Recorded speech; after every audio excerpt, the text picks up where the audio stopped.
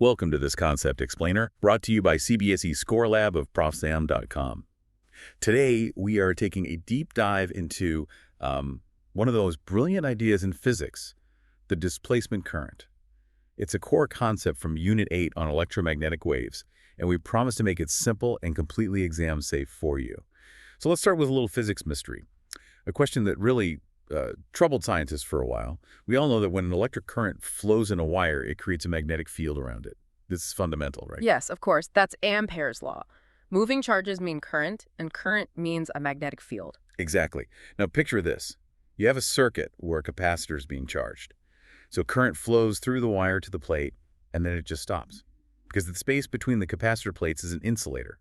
No charges are actually moving across that gap. Okay, so the current flow is broken there. It is. So here's the question. If there's no real current between the plates, why do we still measure a magnetic field circulating around that empty space? Wait a minute. If charges aren't moving, how can a magnetic field be generated? That feels, well, completely wrong. It goes against Ampere's law. It does. And here's the surprising part. When we apply an oscillating voltage, an AC voltage, to that capacitor, a magnetic field does appear around that gap. It's almost as if the effect of the current is being transmitted across the insulator, but without any physical flow. That sounds like some kind of ghost current, an effect without a cause. A ghost current, that's a great way to put it. And this is the exact gap that James Clerk Maxwell solved. He looked at that empty space and asked, if charges aren't moving, what is changing? And the answer was the electric field. As the capacitor charges and discharges, the electric field between the plates is constantly, changing. So are you saying the magnetic field is created not by moving charges, but by the change in the electric field itself? Precisely. You've hit the nail on the head. Maxwell realized that a changing electric field produces the exact same magnetic effect as a real current. And he gave this name, displacement current. It's an effective current. It acts as if charges were moving across the gap, even though none are. Let's use an analogy to make this crystal clear.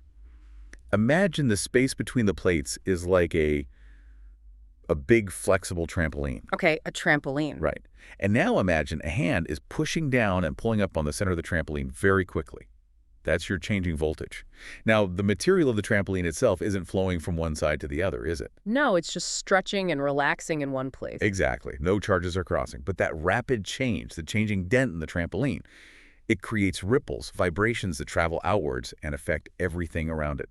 That changing pressure is the displacement current. It's a virtual flow that has a very real effect. So the magnetic field isn't just looking for moving charges. It's looking for any kind of, activity. And a changing E field is definitely activity. That is the core insight. And, this concept had to exist. Before Maxwell, our laws were asymmetrical. Faraday had already shown that a changing magnetic field creates an electric field. Yes, electromagnetic induction. Right, but the reverse, a changing electric field creating a magnetic field that was completely missing from Ampere's original law. Displacement current provides that perfect symmetry. Changing B creates E, and changing E creates B. It completes the whole picture. Okay, so now that we have the concept, let's look at the formal part. You must be prepared to write this accurately in the exam. Let's turn to the insert text.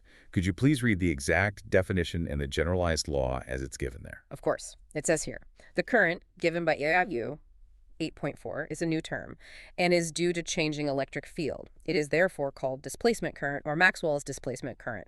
The total current dollars is the sum of the conduction current denoted by IIV and the displacement current denoted by IE, where IIE equals epsilon filler. So we have IAII plus IEE. Excellent. Now let's break that down. Maxwell faced what we call the capacitor paradox. Ampere's law says the magnetic field around a loop is proportional to the current enclosed by that loop. So if you draw a loop around the wire leading to the capacitor, the enclosed current is iPolytry. Simple. The law works. Okay, makes sense. But what if you take the same loop, but for your surface, you imagine something like a Tiffin box or a pot that passes between the capacitor plates? The boundary, the rim of the pot, is the same loop, but the surface itself now passes through the gap where there is no conduction current. Ah, I see the problem. For that surface, the enclosed conduction current is zero. So Ampere's original law would say the magnetic field must be zero. But for the flat surface, it gives a non-zero field. So for the same physical loop, you get two different answers depending on the surface you choose. The law is inconsistent. Precisely. That was the contradiction. And Maxwell resolved it by saying, wait, although the conduction current AET is zero between the plates. The displacement current, I, does not. And he proved that this AD, which is epsilon times the rate of change of electric flux, is exactly equal to the conduction current I in the wire. So one takes over where the other leaves off. Perfect. Outside the capacitor, you only have IDD. Inside, you only have IDD. And the sum, IDD plus IDI, is constant everywhere. This gives us the final correct form of the law, the Ampere-Maxwell law, which is doint vecti doc times the total current, which is IDT plus F's phi d dollar. This law now works everywhere, consistently. Hope everything is clear so far. This concept explainer is from ProfSam.com. That is PROFSAM.hi.com. All right, let's just try a quick example to get a feel for the numbers. Let's say a capacitor plate has an area of 0.01 square meters, and the electric field between the plates is increasing at a rate of, say, 100 by 5 volts per meter per second. Okay, so first we need the rate of change of electric flux. That would be the area times the rate of change of the E field, right? Correct. So that's 0.01 times 105 down by 5, which gives us 1,000 volt meters per second. Now, to find the displacement current, ED2, just multiply this by epsilon dollars. So $1,000 times 8.85 into $10. That gives 8.85 into $10.12. That gives... It feels like just a theoretical correction. Does it really matter? That is the most important question. And it leads us to the link with the next topic. This symmetry, this reciprocal relationship changing E creating B and changing B creating E, this is the fundamental engine that allows electromagnetic waves to exist. When Maxwell put all his equations together, with this new displacement current term included, he calculated the speed of these waves. And the value he got, based purely on electrical constants, was $3 times 188 meters per second. The speed of light. Exactly. He realized light is an electromagnetic wave. Without displacement current, the whole theory would collapse. There would be no light, no radio waves, nothing. Now, let's move to some silent killers. These are the misconceptions that can really cost you marks in the exam. Misconception number 1, students often think displacement current is a real current, that some kind of charge is actually moving through the insulator. I can see why they would think that. If it has a magnetic effect like a current, it's easy to assume it is a current of charges. Yes, but that's wrong, and you must be very clear about this. Displacement current is absolutely not a real flow of charge.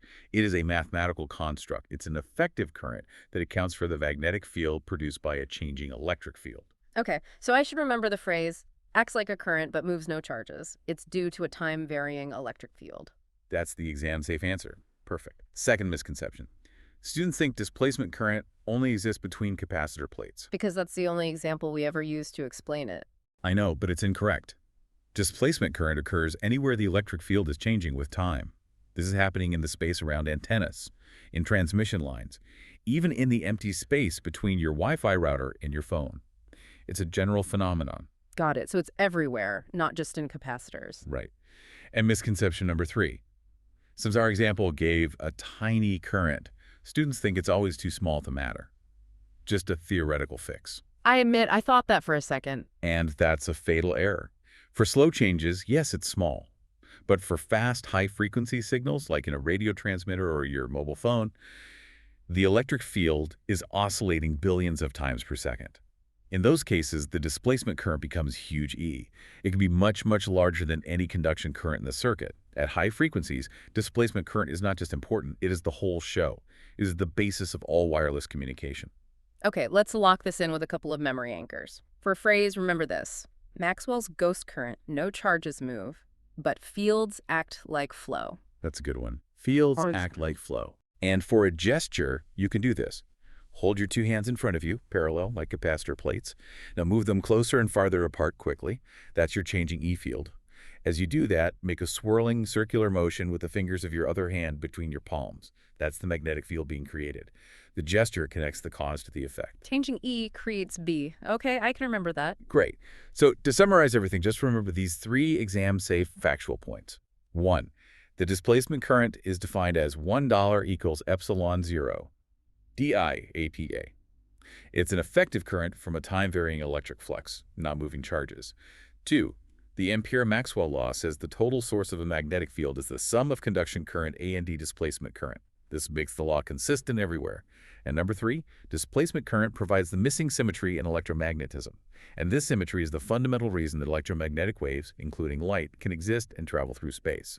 To get maximum marks in 12th CBSE Physics, Chemistry, and Maths, visit ProfSam.com. That is PROF Sam, right? Yes. Thank you for joining us for this deep dive. All the best for your exams.